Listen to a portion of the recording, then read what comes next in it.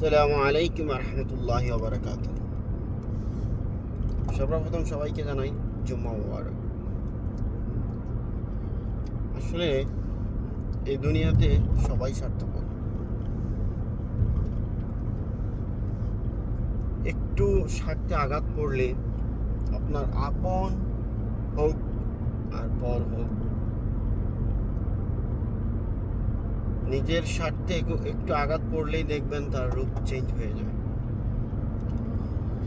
So দোয়া করি মহান রব্বুল আলামিনের নিকট আজকের এই পবিত্র জুম্মার দিনে মহান রব্বুল আলামিন যেন সবাইকে হেদায়েত দান করে, সাথে সাথে আমাদেরকে যেন হেদায়েত দান করে।